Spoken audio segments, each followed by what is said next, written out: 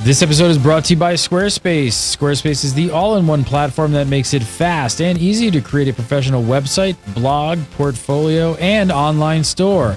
For a free trial and 10% off your first purchase on new accounts, just head on over to squarespace.com and use offer code GAMEBREAKER7. This episode is also brought to you by Shutterstock.com. With over 20 million high-quality stock photos, illustrations, vectors, and video clips, Shutterstock helps you take your creative projects to the next level. For 30% off your new account, go over to Shutterstock.com and use offer code GAMEBREAKER7. GameBreaker TV.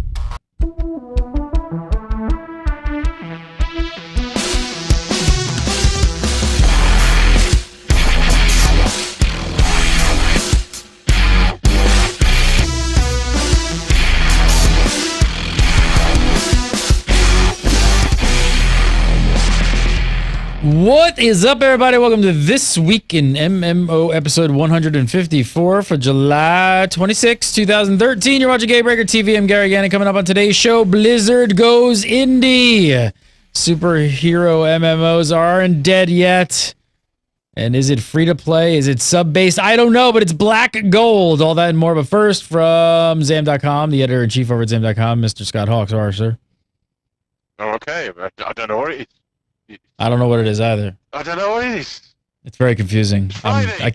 It's Friday! Yay! This week in MMO. Hawks! Gannon! Put on some pants! No! And joining us as always, Mr. Jason Winter. How are you, sir? Don't hawks eat squirrels? They don't eat Klauses, I know, but I think they eat squirrels. I think they do. I think they do eat squirrels. Don't know. All right, big news. So Activision Blizzard is breaking away from the majority shareholder, also known as Vivendi, in an $8.2 billion with a B dollar deal. $8.2 billion. So after this whole deal is done, the majority of the company's shares will actually be owned by the public. Vivendi will still be holding 12%. That is 12%. So I guess maybe not exactly an indie developer. I may have kind of blown that out of proportion just a little bit, but you can forgive me. I mean, if you're going to spend $8.2 billion, I think you're a bit past it. You're a bit past indie. Just passed. But this is huge news because Vivendi, if you guys have not been following this story, Vivendi have been looking to get out of this deal for quite a while. They've been really trying to get out of this. They've been in bad shape for a while, and they've been trying to do restructuring and things like that. And just recently, I think they were looking to dump a bunch of the shares so somebody would buy them. So this whole thing comes in. But let's talk about. I don't want to get into obviously the nitty gritty of the business stuff, which is much bigger than any of us could ever understand. But what do you think for gamers? Activision Blizzard, being in control to some extent. I mean, seems like the best possible outcome, hopefully for gamers. I don't know. Where do you guys sit? Do you think this is good for gamers? Do you think this is bad for gamers? Or what do you think? I think that the recent rumors of what was apparently going to do Vivendi was going to just basically lump $3 billion of debt onto the company to get some money quick. That's never anything that says like a good thing. You don't think, hey, an extra $3 billion of debt on my favorite gaming company. That must be good. That's for the long term. That must be marvelous. You'll you'll find out like the couch cushions or something, right? Just like dig in the couch cushion and find that $3 billion. Just make another sparkle pony, put it on the auction, put it on the cash shop for $20. There you go. It's why he never goes to McDonald's drive-thru. You open the glove box and $3 billion drops there, and you're just like, oh, crap. How am I going to get a frappe out of this? They have McDonald's on a City of Diamonds? I didn't know that. Yes, but they are like emerald encrusted. So gotcha. That's what I thought. Yeah, I think it's, good. I was just going to say, I mean, in terms of, how this is going to mean they're totally different and completely better and whatever, I don't think it'll make that much of a difference in terms of the actual gameplay. It's not like they had some idea for an expansion, and Vivendi said, no, you have to do this other thing. So in terms of just the general day-to-day workings, probably something we're not going to really notice a whole lot.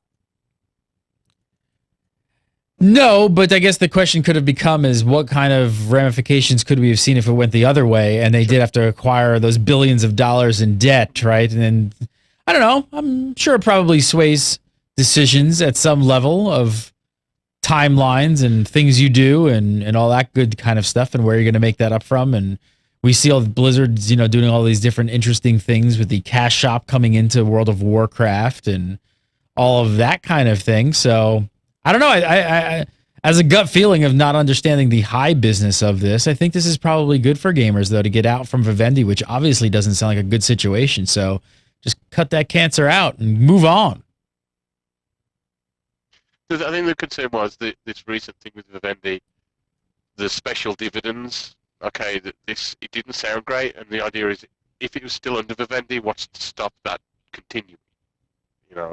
Basically, Activision Blizzard are this incredible money-making machine, and they've incurred some debt from doing this anyway, of course, but it's not as much as it would have been, and it's also their own, basically. It's the company serving itself, rather than the company servicing debt to pay for the parent company, that's what seemed to be happening. So hopefully this is it. This is Blizzard now, and the Activision Blizzard, and they can go off. And just to race the idea, Bobby Kotick's like kind of the hero in this. Yeah, because he put up like a ridiculous amount of money. Are we okay with that? Is that okay? Here's all right. Yeah, so CEO Bobby Kotick. He's the CEO. Obviously, lives on an island of diamonds. He is far up the chain from developers making games, right? Like he's way, way farther than that. But why I will say he is sort of the hero in this whole thing, because at least it's not some like social gaming company giant who kind of moved in and came in here and basically absolved something like this and kind of started pushing their own agenda. I mean, could you imagine if some outside entity kind of come in and struck some deal with them? And that is where I think things could go really wrong. Well, the whole thing is that the gamers have an issue with Bobby Kotick because they go, well, he's all about the business, basically, rather than the gaming. Well, of course he is. He's not a game dev. I mean, he's a CEO. And you know what? Business oriented. And these kind of companies need those kinds of people. Like, sorry to say, he doesn't give a shit if it's games, whatever. He's running a company. He's got big things to worry about. You can't make great games if your company's sitting on its ass because you can't make any money and it's basically bankrupt. So you need business people who'll make decisions that are going to make money. And he's made some decisions and said some things in the past that have been controversial. But sure. I think in this case, I can't see I can't see how gamers are not going to be behind this decision. What was the number? How much did he put up? 2 point. He was part of I don't know how much specifically, but he was part of a investment group that put up, I think it was $2.4 billion. Yeah, he was like he was part of that, a part of a group of people, but 2.4 billion into this. Yeah, so yeah, he is the hero, which is kind of funny. People are just gonna be. And now, all right, for gamers, the bigger news, obviously, they snuck in. I saw it right at the end there, the last line in the Gama Sutra article. I almost glazed right over it. I was like, you're scanning the thing, and you're like, there's nothing in the last sentence. You're just gonna, I'm done, and I just was gonna move on. And I was on Legendary actually when this news broke live. Legendary World of Warcraft show. It broke live, and we were talking about it during the show, and I read the entire thing on the show, and like that, I literally just at the end I went, oh, and okay, whatever, and I went by, and then I was like, no, go back and read the last line. It's a very important sentence. Read it, and I was like, oh wait, let me read it, and then it was yes, on the World of Warcraft front, their subscriptions worldwide have dropped another 600,000 from 8.3 million, which is what we heard in May, down to 7.7 million. So another 600K drop. Now what do you there's people on both sides of the fence. People are going, it's in its life cycle, it's an older game, it's par for the course in the expansion life cycle, but at the same time, they are quarter by quarter losing a pretty good number of people. And if you I think we're working on trending this thing out to see where this goes on a chart, because now, especially when Titan hits at 2016, like I want to see where is it going to be in 2016 if they keep up this. Extrapolating, are we? It is a little bit. Where can Yes, it is. It's 600,000. So what? 300,000 a month since the last. Are you worried? Yeah, I'm terrified. I think that it's a natural cycle, but it's exacerbating now due to the age of the game. So you used to seeing subscribers drop off in a certain age of an expansion, but I think now it seems to be it's more so. So if you combine people basically that they've done so much of an expansion, they're maybe a bit tired of it and they're waiting for BlizzCon to hear the next one. And then you add on top of that the natural wastage of people going, look, I've played this game for quite a few years now, maybe I want something else. There's more competition out there. So I think we'll see basically the same kind of ebbs and flows, but I think will be a little more extreme than they were before. Yeah, I mean, we always see the little bit of an uptick when an expansion launches, and then as patches come out, it trickles down. But we're seeing less of an uptick, And I'm watching chat and people are like, that's unfortunate because Myst is an awesome expansion, and granted, it is. Yeah. It's one of the best ever. But again, life cycle of the entire game, almost 10 years old. What I'm worried about now is I wonder, with the recent pushback, I think everyone expected Titan to come out earlier than now the expected possible 2016. And was that pushback expected? And because obviously they trend all these things out and they figure out like, hey, we think we're going to be about here in the World of Warcraft cycle. We need to launch with our next MMO around here to kind of keep a lot of these people. And I'm now getting a little bit scared because 2016 seems like a really far off number. And if they keep up this trend, I mean, they're going to be down to like what, 250,000 players at that point? Maybe not quite that far, but yeah, you are looking at 3 more years, and they've been losing at the rate of what? Well, so it was like 9.6 to 8.3 or something like that. Was that the last number before? So I believe that was it. Yes. Yep. So they've lost like 2 million in the last 6 months. And it's not going to, obviously that means they'll be down to 0 people this time next year. It's not going to go to that. Yeah. But yeah, I mean, it's like with if you have the chart of the expansion, it's like it goes up like this when the expansion comes down some, and now the next expansion goes up not as much, comes down. Next expansion will go up not quite as much. I've got to look at the chart again and like kind of see, but there's a site out there that kind of graphs this stuff. And what's really interesting is I think if I was looking at it right, I could be wrong because I got to look at it a little bit more a magnifying glass. But for the whole entire quarter, it doesn't really look like Mysts actually popped up. Like I think initially for like it went, but like when they only trended by quarter, it didn't actually have an uptick for the quarter. Myst had a lot to do because of Cataclysm. Myst had to make up for a lot of pissed off players because of Cataclysm, basically. There's a lot of players who've been hanging around for a long time waiting for Cataclysm to come because it took too long to come out. When it did come out, the amount of actual endgame content was pretty negligible, to be honest, when it first arrived. They worked hard to try and rectify that a bit, but a lot of people basically ran out the door at Cataclysm. So when Myst came out, it had to make up for. I think it had to make up for a lot of gamers who basically said, long-time WoW players who basically said, all right, you're going to have to do more than this to get me back on first sight. Even though it is a really, really good expansion, and it's much better than Cataclysm overall, I think, for content all the way through. It just had more of a job to do, I think, than previous expansions did, and so I think Cataclysm might have been kind of the tipping point. So what if you had to put on your tinfoil hats and look into your crystal ball? I mean, what do you think? What would you focus on? Would it be the next expansion, which we'll hopefully hear about at BlizzCon, and make sure that just really brings a lot of people back, or where does that free to play option possibly come in down the road? Like, where does that kick in?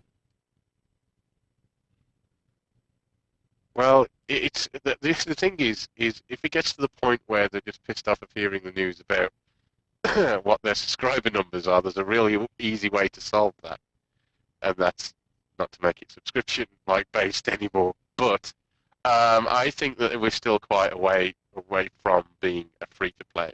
Now we have got to also remember that the 7.7 million, that's not all subscribers. That's I don't think that's their subscription all over the world, is it?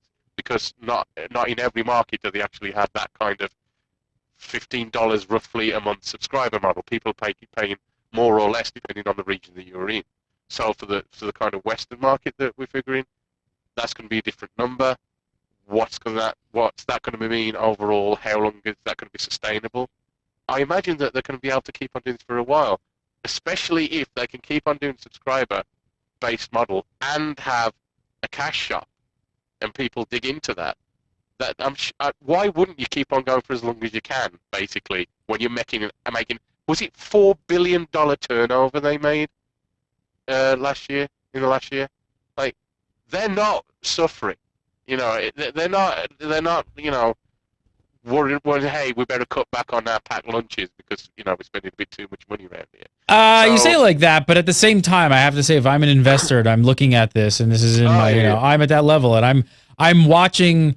I don't. If I'm just an investor, and I don't really care what this company does to some extent. I know I'm oversimplifying it, but I'm watching them bleed subscribers month over month, quarter over quarter. I'm getting a little bit worried, and then now you've pushed back, pause the game that you maybe told me, like we were going to get to this point. This is where we're sort of seeing our trend go as far as our subscribers go. But then we're going to swoop in with, this game called Titan. We're going to keep them all. And then we're going to wrap our arms back around all these players. And now it looks like it's getting pushed out a little bit. I don't know. I think do you think that's why we're also seeing the acceleration of the cash shop, the in-game cash shop, and that, so that even if they lose subscribers, they actually can keep or hold or even increase or at least baseline their profits with less people. It seems it might be coincidental, but it doesn't feel coincidental, does it? Doesn't feel the timing of that. It doesn't feel it at all. And they've got to have an idea. When they announced about Titan, it wasn't like they figured, oh crap, we're not going to get Titan out in time. We better tell everybody. And that didn't happen on the same day. You know what I mean? So before that announcement, before they've talked about it, I would imagine that they've had in place a new plan to keep their revenue stream at a pace that they wanted to already going. And I would think that the cash model, the cash shop, you would think that's part of that. And you would think that that's something that perhaps they've brought forward a little, maybe, and to ensure that the revenue keeps going and it's going to be pleasing investors enough as they move into Titan and it's sort of like late stage development. The other thing too, you think about it, they do decide to go free to play. It's like when an MMO does go free to play, it kind of draws in two types of people. It draws in people who used to play, used to pay that $15 a month, and maybe it'd come back. But I think more than that, it draws in new people, like totally new people who hadn't tried the game before, didn't want to pay for it, wanted to give it a shot. Now the question is, in World of Warcraft, it doesn't seem like you'd have a lot more of those older people than you would the brand new people. And if they had left it before, because they probably moved on. So I don't know if you'd get a whole lot of like a lot of free to play games. Or they go free to play. Like we tripled our people from last month. I don't think they'd suddenly have 21 million people playing WoW. If they went free you don't to play think so? You don't think that if they went free to play and could market that, which obviously they have the dollars to really get the marketing message out there and hit all those people that have left. You don't think that a really good portion of those people would come back and play World of Warcraft if it was completely free to play? So I see the opposite. I think a really good percentage of those people would be like, "Wow, I had great times in there. Yeah, I've left, but now it's free. Yeah, sure." I think there are a lot of people, especially as I've said many times before, that they've got this gravity well, which is essentially the people who already play. Got this huge social advantage. So people saying, I can go back and play with the friends I haven't talked to for ages. And because right now, I'm not playing, so I don't think I want to pay $16 a month for it. Now, if I can pop in and out whenever I feel like it, I think people might not play it as religiously as they used to, but they'd certainly pop back in if it's at least to just sort of do a few runs with some friends that before they felt, well, we'll chat, but I don't want to pay the subscription fee for this anymore. If you felt you can drop in and drop out and didn't feel like you had to play because you were paying for it, it might have a lot of people say, I want to play again because I don't feel beholden to play because I'm not having to pay for this month on month. But how do you monetize those people then? So cash out that they're putting. The cash shop that they're implementing. Well, but they're not playing enough. They're Yeah. still justified. So I don't know. Again, if you don't play enough, well, I'm going to buy that 100% XP boost, which means I haven't got to play very often. I can catch my friends up. Yeah, there's a few dollars. Or they can they can adopt this what Snail Games is doing, which we'll talk about in a little bit with their game. Maybe they could do that for their. It'll be popular. It's really interesting. Coming up, you're gonna want to stick around for that. So World of Warcraft obviously is not dead. I mean, still has 7.7 million subscribers. It is a bit of an old girl at this point in its life cycle. What do you guys think though when the next expansion comes out? Do you we used to play this game, Jason, the over under. So what do you think about do you think you're going to see an uptick for that quarter when they do actually launch the next expansion, or do you think that we're even kind of beyond that? Well, there certainly will be some uptick, but it's not going to be like 2 or 3 million people, I think. Well, for the very short term, for like a quarter, I could see it drop because they always sell like 3-4 million copies of an expansion. It'll probably be the same thing. So you might get an uptick to around 10 million. Or if it came out tomorrow, based on what we have now, you might get an uptick to around 10 million or so, but I think that'll level off pretty quickly. I don't think it'll go as high as it ever really used to be. Over under 9.7. Over under 9.7. What do you think, Scott? I think if they want to get, they need the next expansion to be something that's going to appeal to long-term players, something that's going to have a bit of that sort of old-school World of Warcraft mystique. Like Lich King had Arthas, and that brought Warcraft fans flocking because of Arthas. And I think they need something like that for the next expansion. If they can get something that sort of like gets that kind of Did you hear they're bringing the Bard? back for that reason. They're bringing a Bard class. Sorry, what? Bard is Bard coming. class? Bard class. You can play guitar. Like EQ, so you end up with like your hands are like gnarled claws from. Like, No, have you heard about this? No, they're talking about doing a buff class. There's rumor of a buff class coming too, which I can only assume is like some sort of Bard. Make a buff / CC class and make CC needed again. I'd like that. Maybe yeah. So as far as subscribers, there'll be an uptick, but it's not going to go back up to the sort of previous.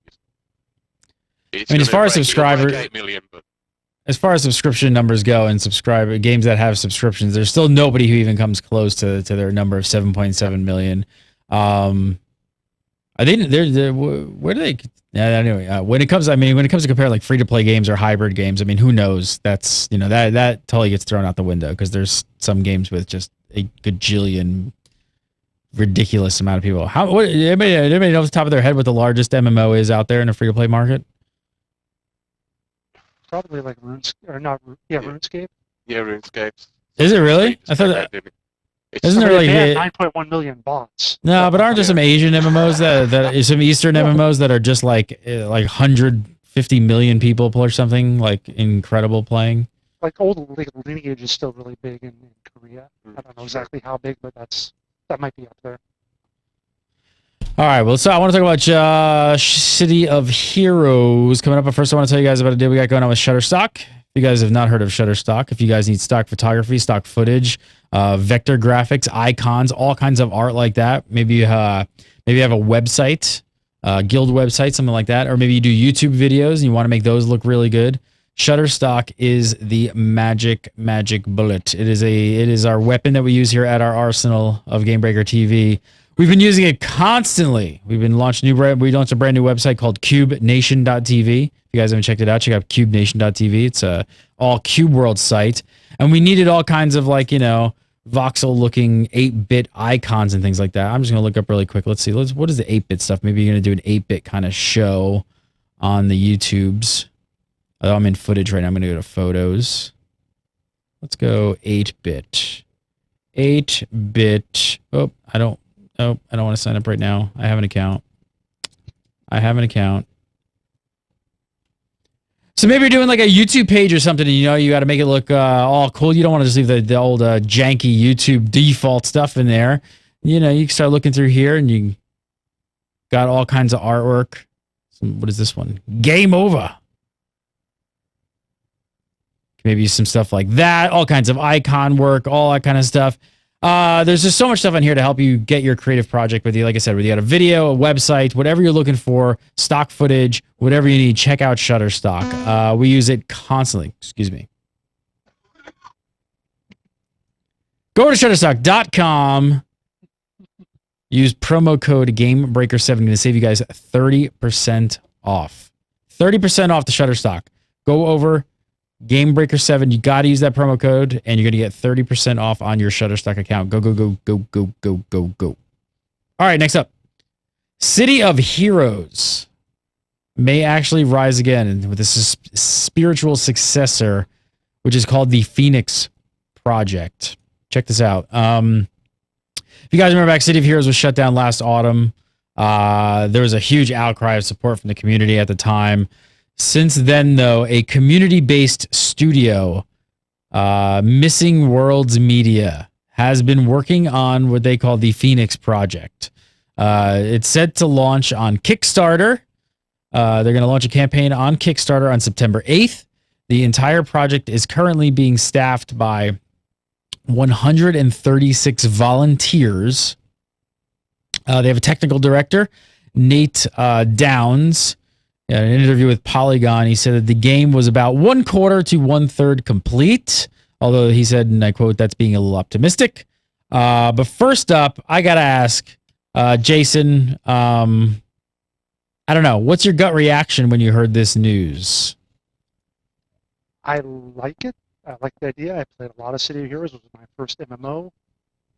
I have a little bit of skepticism about some independent studio full of volunteers or whatever, and saying they're this far done and they've got this date in mind. That always is a little iffy, But I liked it. I love the idea. What do you think about a volunteer-based MMO company? It's not like these things are that easy to put together and actually make happen. That's why they're doing the Kickstarter, so they can get the money to actually hire real people, 8 hours a day, et cetera, et cetera. So hopefully, if that works out, then hopefully they can make something out of it. And kaboom. Scott, what's your gut feeling when you read this? I think if they pull it off, that's great. I mean, I like City of Heroes too. It was something different at the time when it first came out. It really did. I had a lot of fun doing it.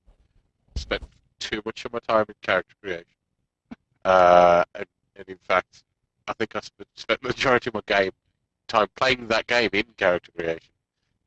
It's a fun game. It didn't quite have, for me personally, it didn't quite have the kind of depth that made me fall in love with it, but it was a lot of fun, and a lot of people did love the game, and it was a shame when it went. So if they can get something like it off the ground again, and get something that fans are going to love and going to invest in, and importantly, that's going to be able to run and not put people into bankruptcy or anything like that. As long as they can do it, then great.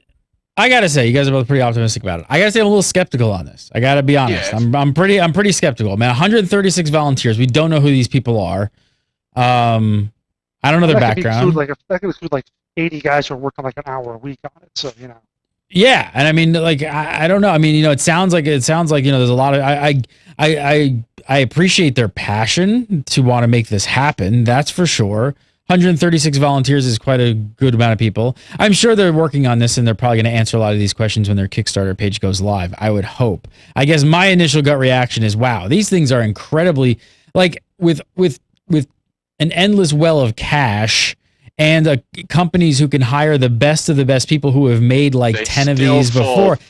They still fall flat on their exactly. Yeah. So I'm like, I'm very, very skeptical about seeing this actually happen, especially when we don't know much about who's really behind this stuff. I mean, who are these people? I hope they're watching, and I hope all of this is explained, because I mean, it just sounds like a very, very big gamble. It sounds like something that sounds great, like that you can kind of pull your friends together and, hey, we're going to do this thing, but I don't know. So if it works, I really hope it does, because that would be great. And this is something we haven't really seen on this kind of scale before. But it's certainly not.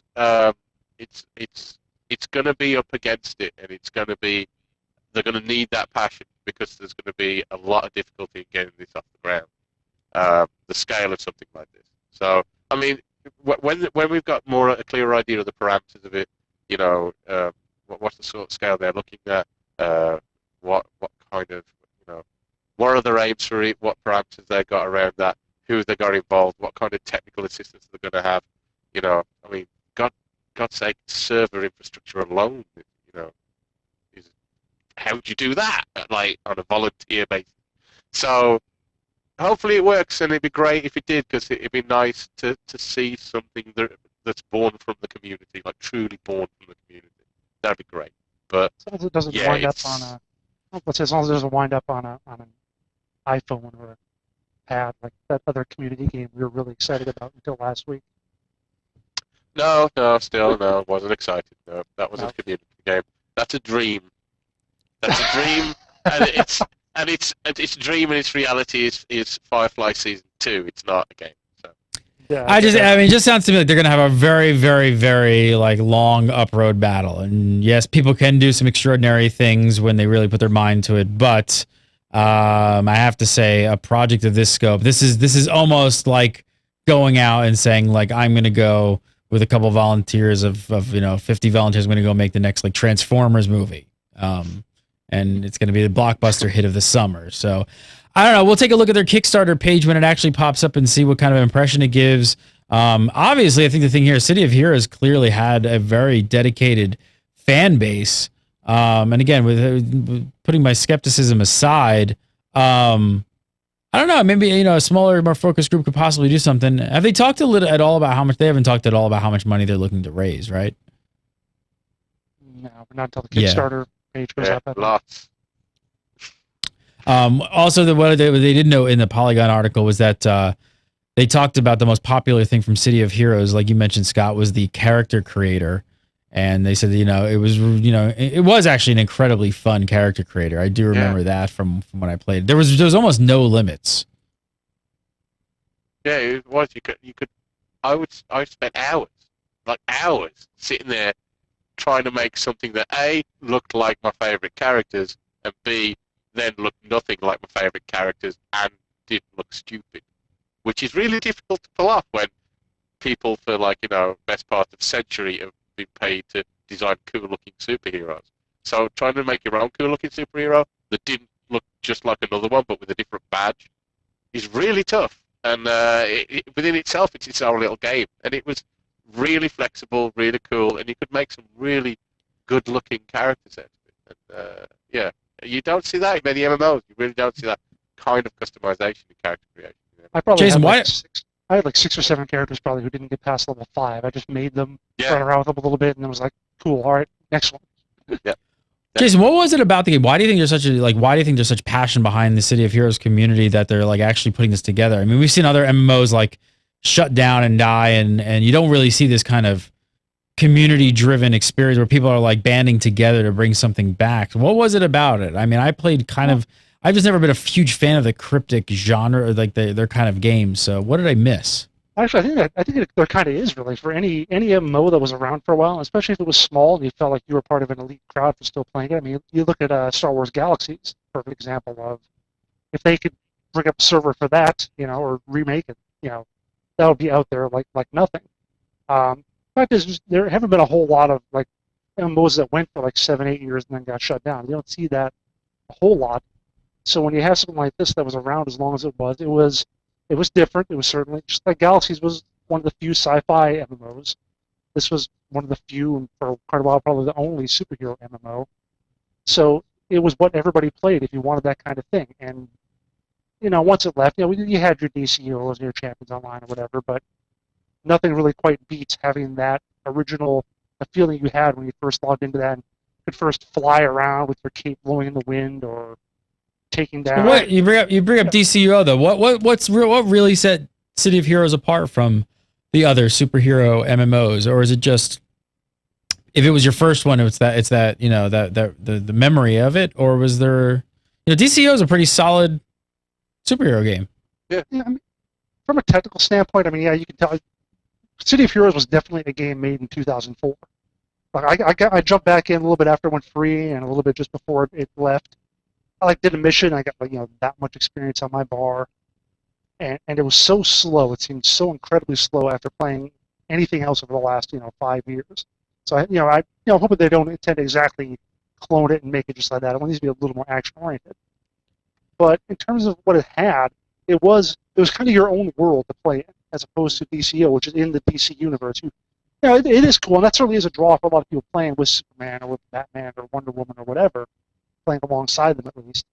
But this was your own world where you got to kind of make your own mark, and they did have their iconic heroes like Positron or whatever and so on, but you still didn't feel, you never really felt overshadowed by them like you do in a lot of MMOs that have characters that they try to establish as part of the lore. You really felt like you were your own thing, and being able to tweak the character generator like that and make your own character really from a ground up, very original, really added to that, I think. The community really drove the story of that game. Mm-hmm. The community really was the center of the game. DCUO, I mean, the DCUO has actually got a really good community, and like I know last year I got to meet like some of the DCUO folks at SOE Live, and they're really, really passionate about the game. But it's a game within which there's a story given to you, and it's a really cool story, an ongoing arc for that game. Whereas, as Jason says, it felt more like the community story was more at the heart of City of Heroes than, say, perhaps DCUO. Well, like I said, we'll keep an eye on it and definitely come back to it and check out its Kickstarter when it actually goes live. Next, I want to talk about a game called Black Gold Online. This has a very, very interesting business model. Oh dear. Oh dear. Oh dear. Well, from the developer Snail Games, which also brought you Age of Wushu, Black Gold is going to be a steampunk theme. I was looking forward to this one. After seeing this business model, which is being reported by MMOculture.com, I don't know. Let's just check this out. So listen to this. There's no subscription. There's no cash shop. Instead, items, or certain items, I should say, certain items that you loot in the game will be locked until you pay real money to unlock them.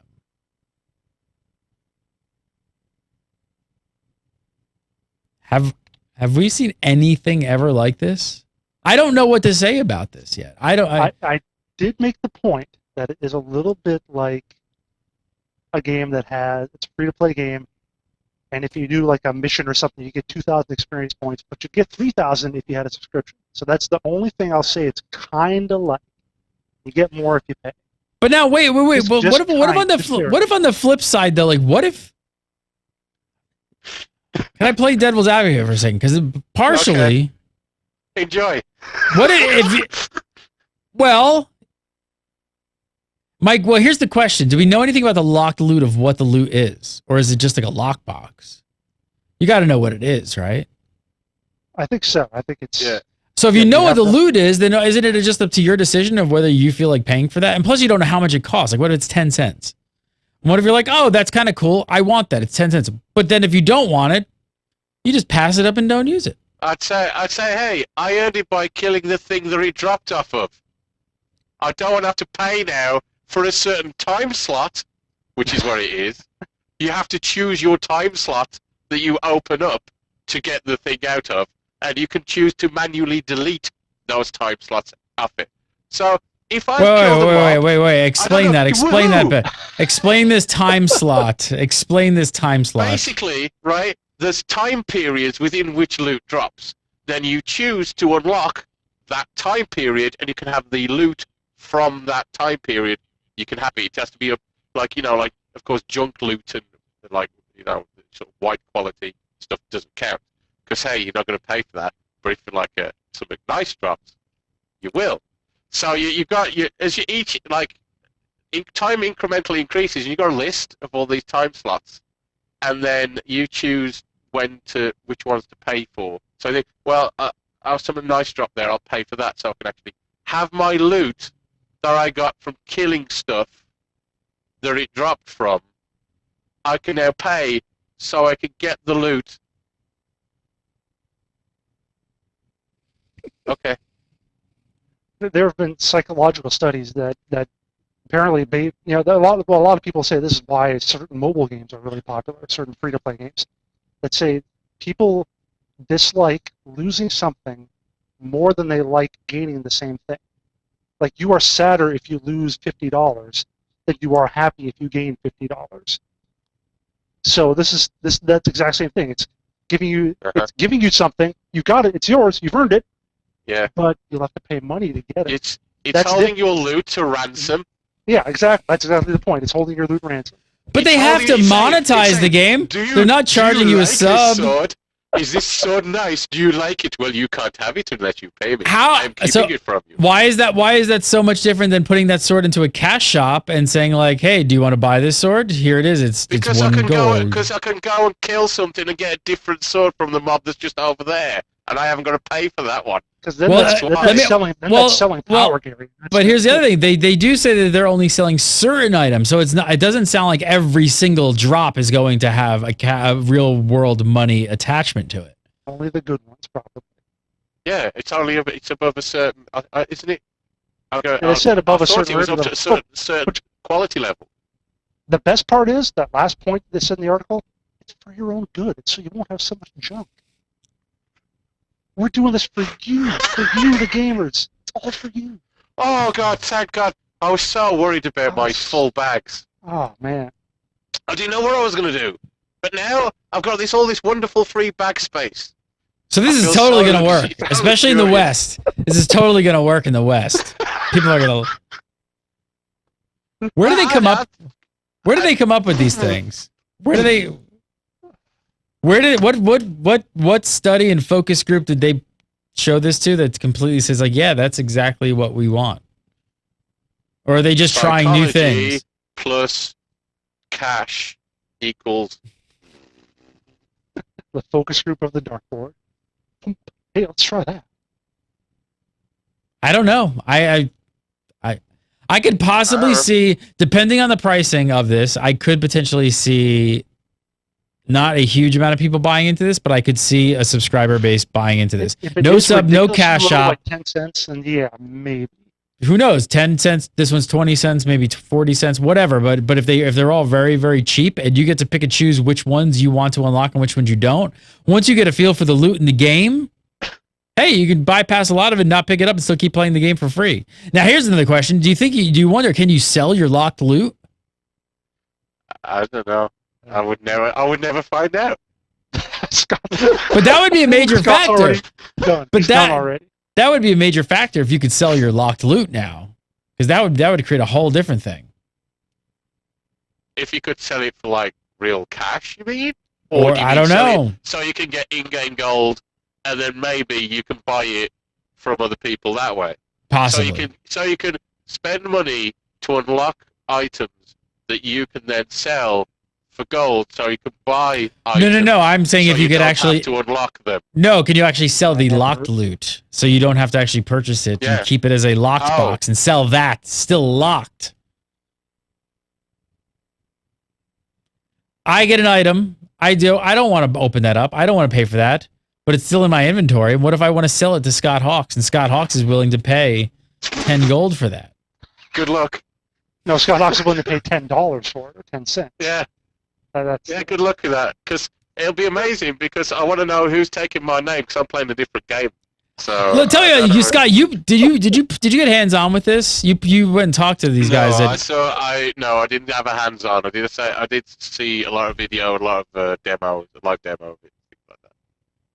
What did you think of the game itself? It looked quite fun, actually. But like when because they're going some of the age of Wuchu route with the kind of sandboxiness of it. But you actually. When I first saw the idea you could have mechs, I thought the mechs would just be like mounts that like disappear and stuff like when you finish with them. But they're not. They're proper vehicles that you get in, and you go around. And then if you're forced out of it, they can steal. Your opposition can steal your mech and scrap it for parts, or just use it. You know what I mean? So there's a lot of like really fun little ideas in there, and I think it looks quite cool. And the idea of getting gliders or wherever it is and flying up to like. That walking steampunk style city and like doing bombing raids on it and all. It looks quite funny in that kind of sandboxy arcade sort of. That's where we want to go with emerging gameplay now style that we've got this year, and I think it looks quite fun. But if that happens over here, personally, just from a personal standpoint, absolutely personally, nah. Nah. Nah. I want to hear more details on this. Hopefully they, release more details. Yeah. I want to hear some more exact parameters around how this is all going to work because it's definitely out there. It's a little confusing at the moment. A little confusing, mainly as why. Yes. Well, maybe they could put some clarification on their websites. Jason knows all about proofreading, the Age of Wushu website. That'll proofread. It is fun, isn't it? It is fun. All right, I want to talk about Molten Games really quick. I want to tell you guys about Squarespace. Do you guys need a website? Do you have a website? Does your guild have a website? Oh, let me bring this up. Hang on. Let me see if I have this. I think I saved this. I should be prepared, but I'm not prepared. Did I save this? Wait, I think I did. Oh man, somebody in chat room. I'm totally unprepared. Somebody created their guild website with Squarespace, and I need to bring that up. All right, somebody send that back to me. I have it on my other machine where I bookmarked it because it looked phenomenal. It's great. They sent us somebody tweet me at it if you're watching the show because I want to see that again. But somebody like somebody else. Somebody tweeted at me. They said, "Hey, I went and used Squarespace and we made our guild website with it." And they sent me over the link and I checked it out and I was like, "Now that's a guild website." Like that looks like a modern guild website. Look, it looks super cool. They did a World of Warcraft one. They got the Horde symbol on the front, this cool wood panel in the back. It's really badass looking and it just looks great. And I was like, "Oh man, I need to save that so I could show it." And I totally derped out and I don't have it and I can't show it. So believe me, it looks good. No, just kidding. Great. It does. It does. No, I will have it on the next show. It looks phenomenal. It does, because you know why? Because they've got these awesome templates that you start out with, and you don't have to start from scratch. So you come over to Squarespace, you can get your domain through Squarespace, set all that stuff up. All your hosting is taken care of with Squarespace. All of it, all one-stop shop. And the coolest thing is they start you off with these award-winning templates that just look awesome, and you can get started really quickly. Let's check out this one, Tack Today. So, like I said, these are just different templates used for different things. Here's a live preview of it.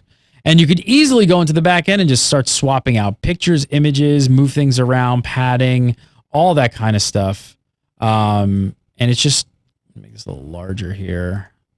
It's just super intuitive and it just looks modern, and you don't need to be a programmer, which I personally love because I have no idea how to program anything in HTML.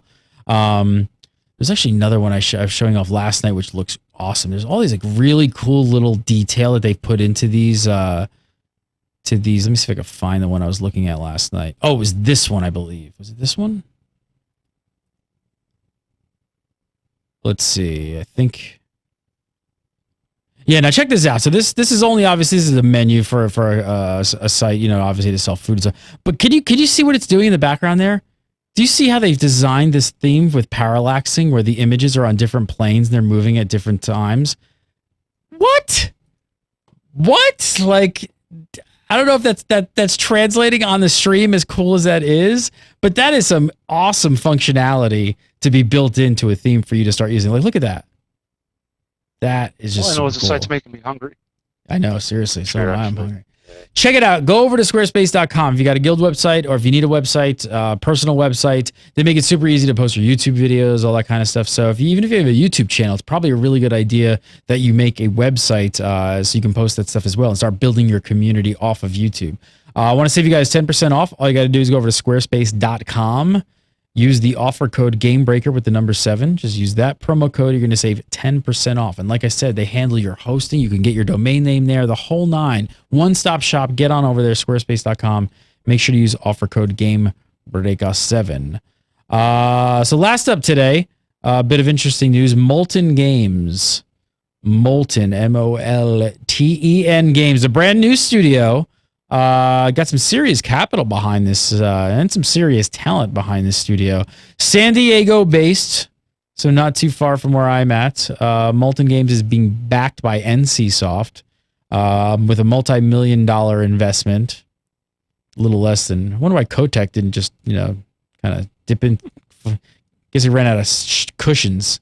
It's because that's multi-million-dollar. If it's he doesn't $1 billion, even. he's just not interested. He doesn't get out of bed for less than $1 billion. He doesn't even pull the couch cushion off for less than $1 billion. That's not actually why I'm excited about this company, though. They've got Blizzard's former global head of esports and community on board, as well as former head of Blizzard's Korean office and a former senior producer at SOE. So some serious people here. Any other information about anything else about Molten that has come out? We hear anything new? Not really, but you would think they've got something. They've got something up their sleeve that sounds rather intriguing to the NCSoft, at least. So, what do you think? I don't know. Well, if you talk, one of the first names comes up there is head of esports. Are we talking another MOBA? I don't know. Is NCSoft looking to move into that? Because there aren't enough. There aren't enough. No, we need more MOBAs. More MOBAs, please. Especially one that really wants to compete in the esports field and have pro teams and stuff. Yes. Yes. But is that really a reason not to make a good one though? Just because there's a bunch of them? Absolutely. Yeah. No. I think it's like saying, oh God, another movie. Exactly. Do we have enough of those? Don't they? Yeah, they come out all good ones. I know that, but yeah, sure, why not? I don't know. I'm going to look forward to see what Molten's got in store. Interesting that NCSoft is being backing them. Very interesting. Very interesting. Keep an eye on it. Is it something that's within the NCSoft's current sort of direction? Looking to branch out? Is this an MMO? I mean, it's certainly, from the people involved, you would think that that's going to be that area. Hard to say. Editor-in-Chief over at Zam.com. Go to Zam.com and follow Scott on Twitter at Jarimor, Jarimor. He's the Editor-in-Chief of Zam.com. Mr. Jason Winter, follow him on Twitter at WinterInformal. WinterInformal. And sometimes informative. Sometimes informal. And of course, you can follow me at Gary Gannon, follow Gaybreaker TV, and check out CubeNation.tv, brand new website that we just launched all about Cube World. Check it out. And we do the show live every single Friday at 3 PST, followed by Derpy Dragon, which is the free-to-play version of this show. So come over and stick around for that and check that out. And thanks for watching. We'll see you next week for some more of This Week in MMO.